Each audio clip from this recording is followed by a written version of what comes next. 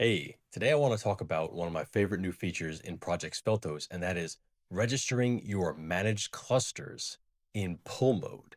And that's different, obviously, from the default push mode, right? Where Sveltos is pushing installation instructions to your clusters. In pull mode, your clusters, your managed clusters that Sveltos manages for you, are pulling installation instructions, plugins, add-ons, everything that it needs to do. It's pulling that information from Sveltos. You might be wondering, why would I do that? Well, let's get into an example. So let's imagine you have two Kubernetes clusters, okay? And one of those is running behind a firewall. So you're an admin. I'm this admin. Look at my stylish hard hat, right? And I've got Sveltos deployed in a cluster that's not behind a firewall. Maybe it's running in EKS, okay? How is Sveltos going to push information, going to push installation instructions, going to push plugins and Helm charts and all that to a cluster that's behind a firewall? It can't. So I'm going to register my cluster in pull mode in my management cluster. So I'm going to register my cluster that's behind the firewall with Sveltos in my management cluster that's running in the cloud. Cool. That's going to create a service account, and that service account is going to have access to all the stuff going on in Sveltos, all of my cluster profiles, all of the event sources, event triggers. It's going to have access to all that information.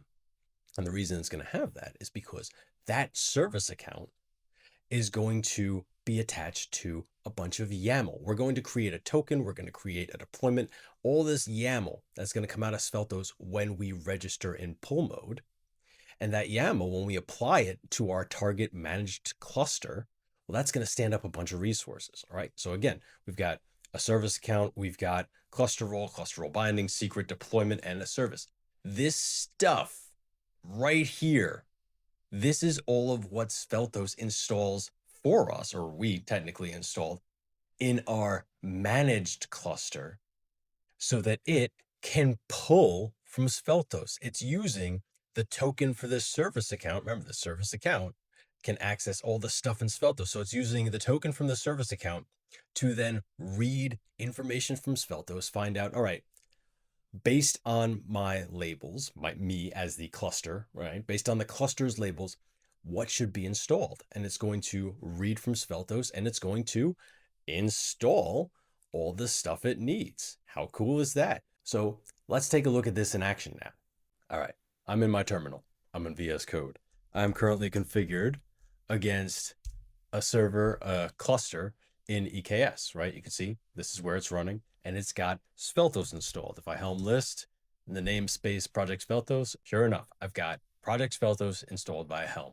Awesome. So now what I want to do is I want to install this cluster profile that Sveltos is going to use to deploy stuff in my managed clusters. We'll ignore this part up here for a second. All right, we'll get to that, I promise. But this cluster profile is going to look for any clusters that are labeled environment secure, which we'll use, right? And it's going to install Open Policy Agent's Gatekeeper. If you're not familiar with Gatekeeper, it lets you set security rules to determine what resources and what images can be deployed in your cluster. Pretty cool. So let's go ahead and we'll apply this. So I'll kubectl apply, yep, CP Gatekeeper, right? My cluster profile for Gatekeeper. Cool, that's stood up. And now what I want to do, let me come back up to the top. So now what I want to do is I want to register a new cluster in pull mode. Now, this client cluster that I'm going to register doesn't exist yet. You can, of course, register a cluster that does, but I'm doing this to show just how disconnected the management cluster and the managed pull mode cluster can be, right? It doesn't even need to exist. All Sveltos is going to do is say, okay, there will be a cluster. It will need access. It's going to create all of the manifests that that pull mode cluster will need, and it's going to store them in this file, right? When I run this command, it's going to output all of that YAML, and I'm going to store it in this file right here. So let me copy this. Okay. I will uncomment, I'll cut it, and I'll paste it into my terminal. Cool. So I'm registering a cluster. I'm calling it kind cluster. We're throwing this pull mode flag on here, and the labels, sure enough, environment equals secure. All the output's going to get stuffed into this YAML that we will look at once this is run. So I'm registering and stuff happened. All right, so let's cat, was this Sveltos? Yep, let's cat that. Oh, that's a big secret. Okay.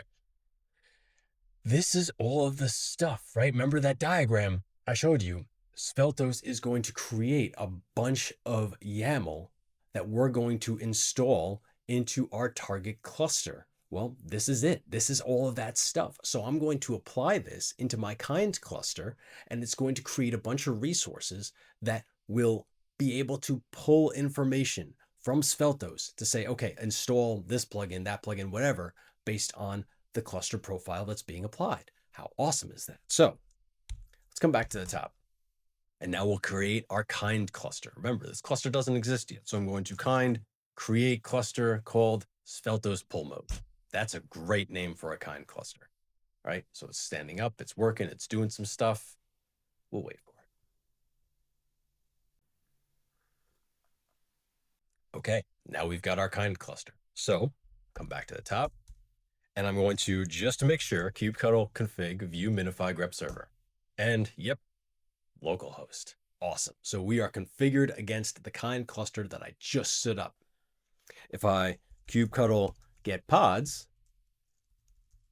in all namespaces, I don't need that, right? You can see this is the bare bones stuff. This is all the stuff that comes out of the box with kind. Well, I want to register, I want to install all the stuff that helps me manage this cluster through Sveltos. Come back to the top, kubectl apply, apply. I swear I'm going to get this one time.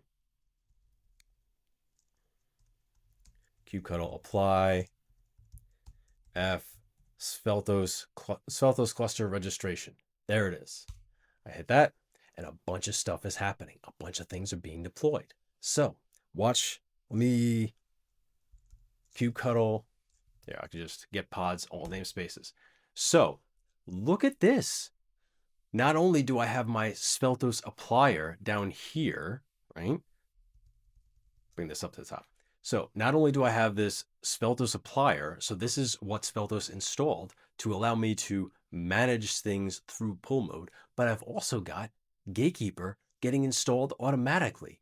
The Sveltos agent in my managed cluster behind a firewall or running on localhost was able to pull all of the information it needed to know, okay, there's a profile, a cluster profile that this kind cluster matches. Let's install the stuff. And sure enough, there's Gatekeeper getting installed. How cool is that? Now, one of the things I like the most about this feature is that it helps us with security. So let's say you've got two clusters. Maybe they're running in EKS. So I've got Sveltos running in EKS. I've got my managed cluster running in EKS. And here comes a hacker, some bad actor, right? They don't actually have to get access to my managed cluster to ruin my life. No, they can just get access to Sveltos. And once they have access to Sveltos in my management cluster, well, they can start ruining things in all of my managed clusters, right? Because Sveltos has admin access to my managed clusters. It needs to have admin access because it has to have access to deploy all the stuff, right? Even to read things with our event sources and our event triggers. So with that access, it can start taking down deployments. It can also start taking down any of my security settings in things like OPA Gatekeeper. Once that's gone, it can even start deploying bad daemon sets or bad images that are going to exfiltrate data, or even worse, or just as bad, probably somewhere on the threshold of just as bad. It can start looking at my secrets and gaining access to anything that's stored in that Kubernetes cluster. All of this is bad, right? So that is a risk when you have Sveltos being able to push stuff into your cluster. Well, now let's say we have another cluster and that one's running behind a firewall, so it has to work in pull mode. Well, what's going to happen, right? Yes, it will pull some stuff out of Sveltos, and whatever this bad actor is doing, he's ruining all of my Sveltos cluster profiles. So some things are going to go down. But anything that Sveltos isn't managing, things like my gatekeeper policies, well, those are safe. And any secrets that Sveltos isn't managing, those are also safe too. So your exposure, your risk profile is decreased significantly when you're using pull mode, right? Anything that Sveltos doesn't manage won't be at risk from a bad actor getting control of your management cluster. That's a good thing. So you might be wondering, well, why don't we just use pull mode for everything then? Well, there are reasons. The first one, right? The Sveltos license only allows 2 free clusters in pull mode. If you want to have more than 2 clusters in pull mode, you need to reach out to support at projectsveltos.io to talk about licensing options. So that's the first thing, right? But beyond that, there might be situations where you just can't use pull mode. Okay, so let's say you're working with Sveltos and you've got some managed clusters, and those managed clusters need to be running in a cloud somewhere. Like they have to be accessible to the internet for, I don't know, reasons, right? Sveltos then might make more sense to be put behind a firewall. And in that sense, you can use things like EKS security groups in AWS to manage stuff in your cloud-based cluster, right? Stand up some stuff in there. Or you can establish a VPN into your, again, maybe AWS or Azure account, right? To stand up some stuff in your managed cluster that way, right? There are a lot of different ways you can architect this. And it doesn't always have to be pull mode. You just have to be aware that there's an increased threat profile if you are using the standard push mode, and you have to be able to work around that. So if you like this video, please consider dropping a like. If you want to see more videos like it, please consider subscribing. And if there are things that you want to see that I'm not covering, please drop a comment. Let me know what that is. My promise still stands. Anyone who asks for a video will get their video. I am a little backlogged, but I'm making my way through it. Thanks for watching.